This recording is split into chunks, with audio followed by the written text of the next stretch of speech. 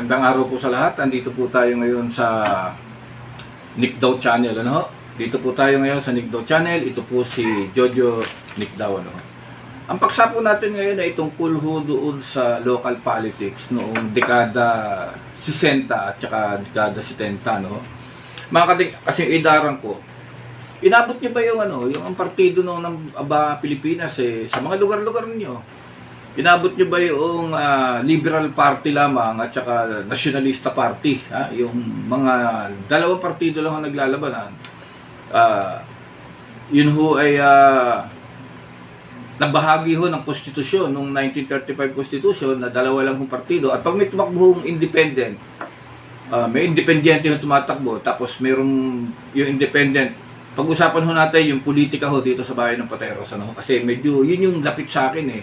At makaka-relate kayo doon sa inyong mga lugar. At kung may suggestion po kayo, ay mag-suggest po kayo dito sa atin sa Nick Daw Channel. Dito po sa Special Edition, Liberal Party versus Nationalista Party. Pateros Politics, circa 60 at 70. Okay yun po. So, dito po sa bayan ng Pateros, ewan ko kung mayroon din sa inyo nito paki-comment ko sa comment section po kayo. Sa amin ho dito sa Pateros, angkan-angkanan pag sinabi ho rito angkan ng bibe, angkan ng bangus, yung Santa Ana, tsaka yung Pampangin, yung sa may barangay Magtanggol, ba isipin mo, anong lahi ng, hindi magkaano-ano yun eh. Angkan ng bangus, angkan ng unggoy, angkan ng pabo, angkan ng buga, tailoring buga, o angkan ng kalawang, mga rohas, angkan ng surot, o angkan ng yung mga sulit sa Martires, sa Puliglig, angkan ng mga Rosales yun. Sila, yung mga Maria Haplas, Maria Mekeni, Maria Hugas, ganyan ho dito sa amin sa bayan ng Pateros. Angkan ng Bakule, ang mga Tirodi, tsaka Tiboni, Cruz. Angkan ho ng Tapa, angkan ng Tapa yan. Sila paring Mel Tapa, at saka ito sila paring Ernie Tapa.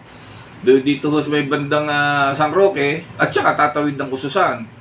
Angkan ho ng, ayun nga, sinabi ko kanina, angkan ng Bakule. Angkan ng Judas. Pag sinabi mong Judas, si Pedro Judas. Kaya yung mga, sila Albert, lahat ng anak na noon, ang tawag na ron, Judas. At saka yung mga angkan ng Bakod, yung mga Pascual, angkan ng Carbon, si Kuya Chief Police, si Hepe, si Jose, at saka marami pa akong iba. Kaya ang Pateros nung araw, sa angkan pa lang, sa politika pa lang, malalaman mo na ang kalamangan mo sa politika. Ako naman nung araw, bago ko lumaki kasi ako, singkit ako. Ang tawag sa akin nung lahat doon sa lugar ko, sa Ali 9, dating Ali 9, Pakistan, tawag sa akin, Jojong Hapon. Kasi sa lugar naman namin, mayroong Boy Ipis, Boy Bunot, Boy Pico. Ang daming bansag sa amin eh. Kaya lahat ng tao ron may bansag. So ako, Jojong Hapon. Kaya pag hinanap pinanay ko, si Aling Marsing Hapon, Janing Hapon, lahat sila Hapon. At nung ako napasok na lang sa politika, nung ginagamit ko na yung aking buong Jojo Nick Daw, nabura na yung Hapon na tawag sa akin. Pero ngayon, lahat ng kababata ko, kahit yung classmate ko sa mga elementary, ang tawag ko sa akin ay Ponjap. Ponjap. Si Ponjap. Dumating si Ponjap. Sumbog kita kay Ponjap. Ponjap, may problema rin pakiano muna. Binaligtad yung Hapon. Ponjap. So yan ho yung buhay, ang mga personalidad ho dito sa amin sa bayan ng Pateros. So, Liberal Party ho naglalabanan dito. Liberal Party at saka Nationalista Party. Tanungin yung mga magulang nyo sa probinsya nyo. Nung araw, halimbawa, nanalo liberal. Ang nakaupong mayor ay liberal. Lahat ho ng empleyado ng munisipyo, alsabalutan. Lahat. Kasi hindi pa ang civil service eligibility noon eh. Pinatupad ng gusto yan, panahon ni President Ferdinand Marcos. Pag sinabi nung araw na Nanalo, dating nakaupo liberal, nanalo nasyonalista. Bakwit lahat yun. Lahat, magmula sa janitor, hanggang sa tresorero, sekretaryo, lahat po yun. Pulis, hepe ng pulis, bakwit yun. At habang nakaupo ho yung liberal, yung mga batang nasyonalista, lalo yung mga nilulumot, hindi ho tatapak ng munisipyo yun. Hindi tatapak yun doon sa munisipyo. At pag nanalo nung bumalik naman yung nasyonalista na po, nabalik na naman yung liberal, ganun din, hakot lahat. At ang pulis nung araw, yung mayor, medyo nakitang ikaw medyo may tapang ka, may asim ka, malaki galing ka sa malaking pamilya, napakikinab. Dadaan at patatawag ka ng pulis. O ano, pulis ka na ha, ito tsapa, ito baril, paano ka doon? O, ganun ho nung araw. Kaya yung mga kadalasan, yung malalaking pamilya, yung mga matatapang bulog, yun ho yung mga nalalagay sa pagiging pulis, lalo yung hepe, ha? So, yun ho yung sirka, politika ho ng dekada 60 at dekada 70, ha? So, kasi dito ho sa amin sa Pateros, siyempre, nasyonalista, may ano yan, may mga leader yan, may mga amuyong yan. May amuyong pa rin yan. Dito sa Nationalista Party, ang amuyong, di ba maamuyong, yung strategies, si Easton Lorenzo. Tapos dito naman sa Liberal Party, siyempre inabot ko na ho si Mayor Ponce. Si Mayor Ponce raw ang nagdidirhe ng mga gagawin sa pupuntahan. At yun ang mga So, ang botohan dito sa Pateros, ewan ko sa probinsya nyo, pamilyahan.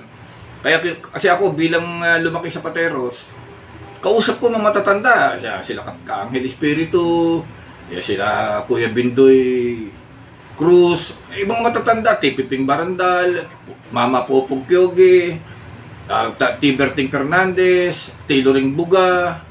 Ang dami kong kakwentuhang matatanda. Ang kanang Kalawang, ang kanang Pabo, ang kanang Supo, ang kanang, ang tawag dito, sa Ipot Jam. Ang kanang Ipot. Ito pa nga ba?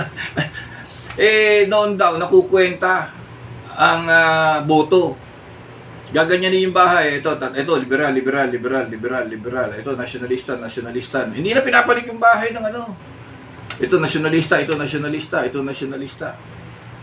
Pagdating ho ng bagay na yon, sasabihin daw ng strategies ng partido, dito sa Santa Ana, matatalo tayo dito ng 30 boto. Babawiin natin yan sa Aguho, doon, sa Magtanggol, ganyan. So, yun yung labanan, na tapos yung mga independent-minded. Kasi ng mga panahon yan, patawarin nyo ako sa aking magiging expression, sabi ng mga kakwentuhan ko matatanda. Bagay ako may isip na, na kaya nga kinukwento ko na ikinampanya ko si Mayor Nestor Ponce, grade 2, grade 3 yata ako doon. Talagang galit na galit ako doon dahil naglulusak yung aming yung daanan namin, pero sa Alice Street paano hindi maglulusak? Hindi nananalo Liberal Party, hindi nananalo nasyonalista sa Santa Ana So hindi ito inaasikaso ng mayor na nasyonalista. Kasi nga itong Santa Ana mas marami dito yung Liberal Party. So yun yung sitwasyon dito na pagdating ho niya sa politika, talaga hong mayroong trademark.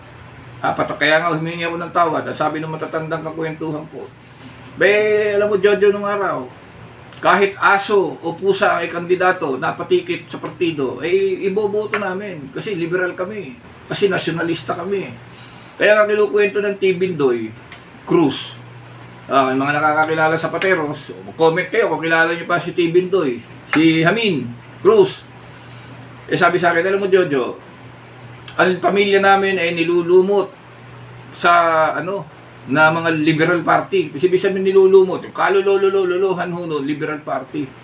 Bigla siyang kinuha ng isang kandidatong mayor, si Mayor Tasing Flores, kinuha siyang katikit.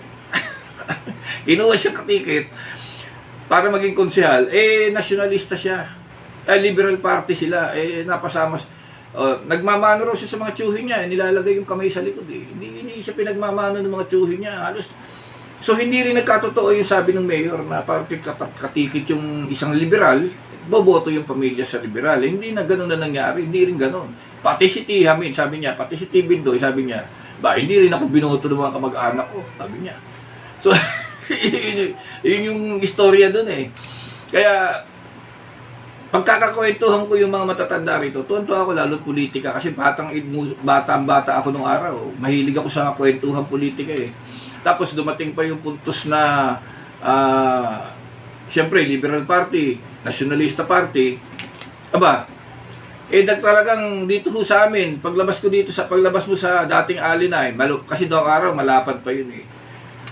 Kinukwento nga na matatanda, mayroon 2 papag, yung kawayan, pahingahan ng mga taga Santa Ana. Yung isang papag, pahingahan ng mga taga Liberal Party. Yung isang papag, pahingahan ng mga taga-nationalista party. No, hindi pwede magpahinga yung nationalista sa liberal. At yung liberal, hindi pwede magpahinga sa nationalista. Talagang ganun ka-limatic ang politika noong dekada 60 at 70. Ngayon, no, isipin mo, si Miriam Santiago, siya yung People's Reform Party, siya yung presidente. Wala akong nakita ng tauhan. Kaya pag umakandidato siya, People's Reform Party. Mabuti pa yung NPC, may mga no? So, pag-uusapan natin yung politika noong dekada 60 at 70, no? Meron nga dito, isang di tayo magbabanggit ng mga pangalan, Isang dating pulis Makati, ang tatay niya, pulis Pateros, galing din sa malaking angkan. Akalain mong nakumbinsi nung mayor sa liberal na doon pumanig at kumampi sa kapitan kandidato ng liberal, kasama sa lakaran. Akalain mo, binaril ng tatay yung anak eh. Dito, nasangga dito yung bala. Totoo ito, sa Pateros. Comment nyo ko kung sino yun, sa comment section. Binaril ng tatay eh. Dito tinamaan, tagos yung bala. Istoryang malaki yun sa bayan ng Pateros. Hanggang ngayon, pinag-uusapan mo yun. Pati ho yung mga musikero, yung kabilado sa bayan, nasyonalista, dito sa Santana, liberal. kaya alam nyo ang politika. Kaya matatawa kayo kasi lagi kong kakwentuhan si Konsehal Tony Saez. At saka hindi, nakakakwentuhan ko si Kuya Nano Reyes, si Kuya Froilan Marcelo. Mga nakakakwentuhan ko yan. Kinukwento nga ni Tinano, namatay na rin. Dahil nakakakwento kami doon sa Barangay Martires. Kasi nung araw, dito sa Pateros, itong dekada 70 na, 1971-72, may kumandidato ho dito, Liberal Party, ang grupo ni Mayor Nestor Ponce. So may isang grupo ho dyan, yung Sakumare. Si Saez, yung Tony Saez, yung Narding Cortez, yung si Froilan Marcelo, at yung si Mariano Reyes. Kaya ang tawag sa grupo nila, Sakubare. Nanalo sila lahat doon. Tapos sila Dominica Oliva, tapos si Espinol doon sa may Tabacalera. So, ibig sabihin, yun yung si Florentino Capco. Pagka nagkwento si Konsehal Tony Saez, matatawa ka na lang eh.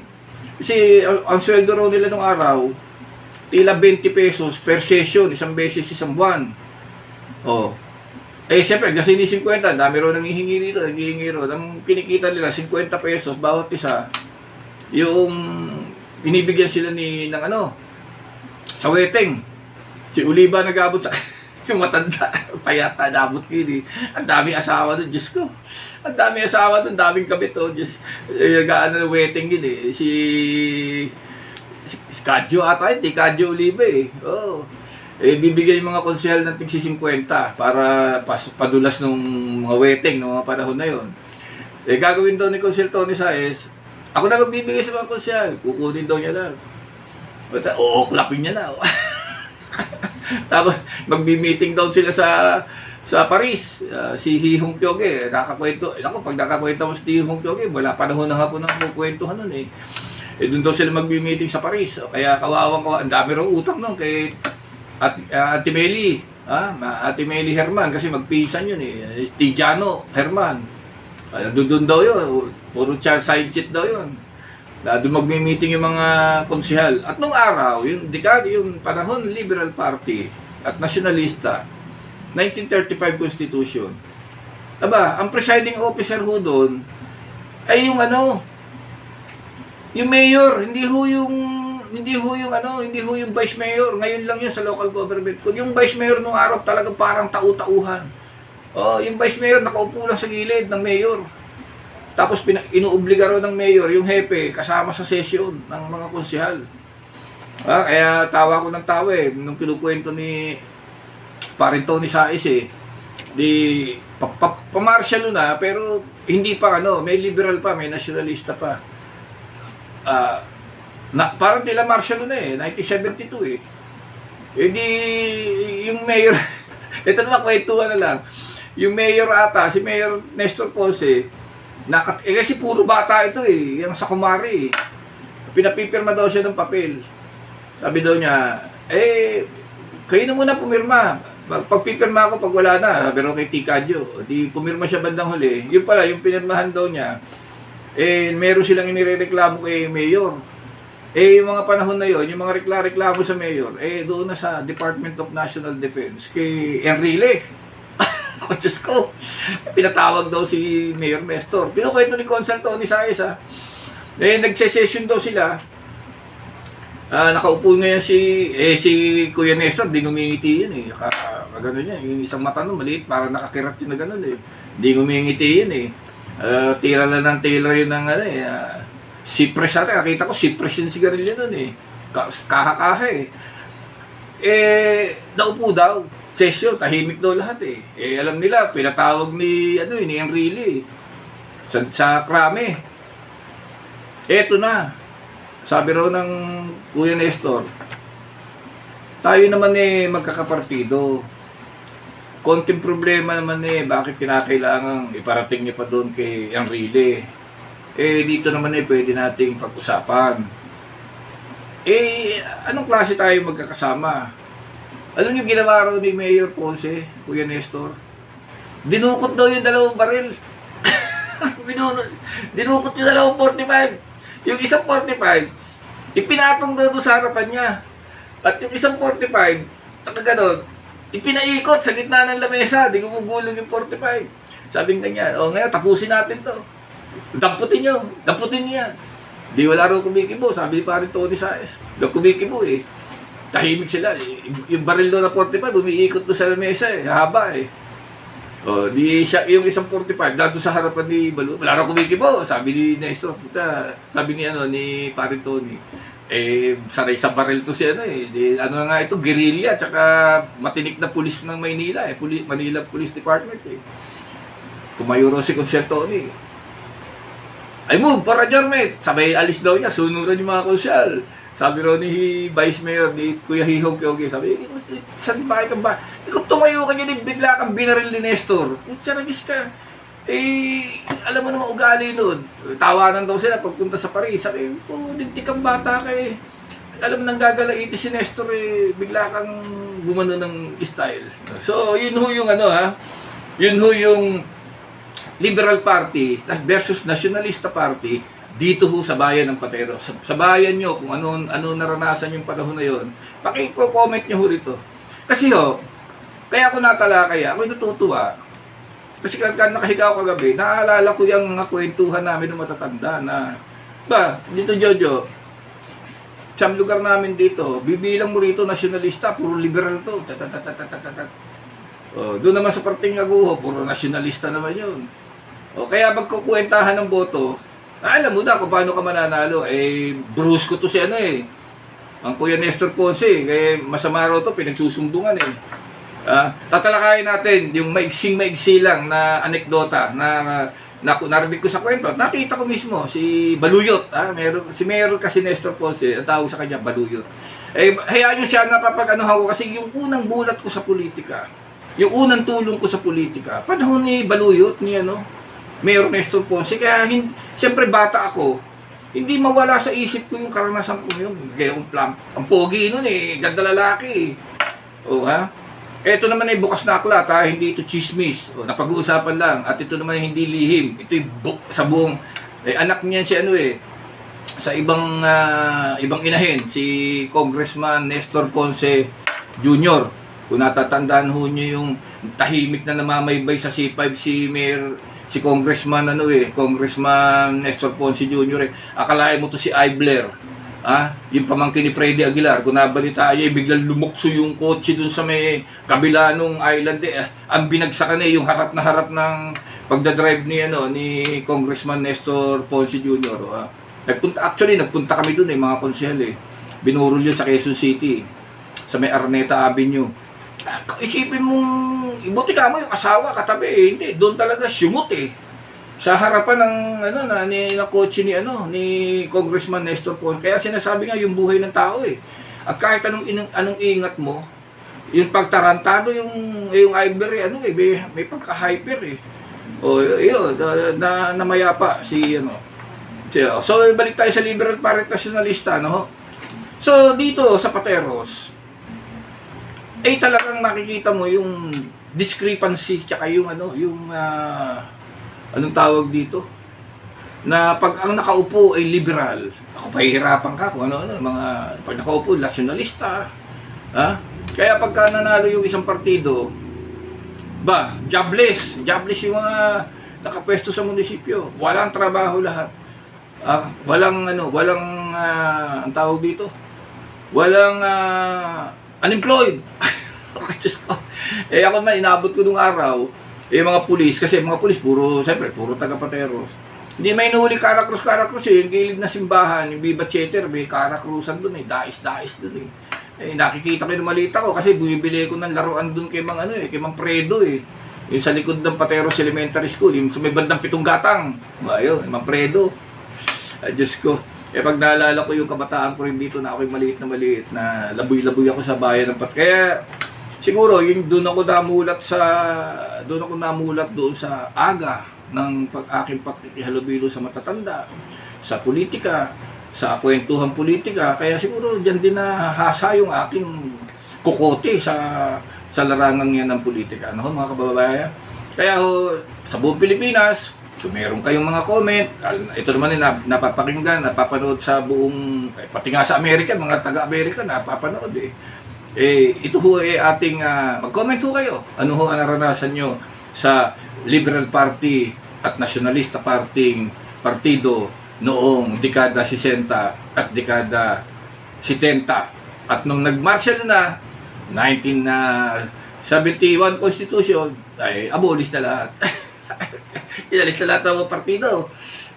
Parang monopoly na ni Ferdinand Marcos yung partido nung araw. At ang partido nung araw na ipinalit at talo na yung mga balimbing ay ang kilusang bagong lipunan, di ba? At may bagong silang, may bago ng buhay, bagong bansa, bagong galaw. Sa bagong lipunan, nagbabago ang lahat tungo sa pagulan at ating itanghal bagong lipunan. Ang unang biktima ng bagong lipunan ay biniro ni Ariel Ureta. Nabalita niyo, sabi ni Ariel Ureta, kung pagbabago ang kailangan, bisikleta ang kailangan. Inaresto ng Metrocom. Pinagbisikleta si Sacrame, maghapon, bisikleta ka dyan. Ayun, alamat yun kay Ariel Ureta. Disiplina ang kailangan, bisikleta ang kailangan. Pinagbisikleta. Kinukwento nga nung araw, ibang paksa na yun. Kaya kung may comment kayo, at ano nyo, dito kayo sa Nick Daw Channel, mag-comment kayo. Nostalgia tayo. Pero may aral tayong matututunan dito sa Nick Daw Channel. Bye-bye!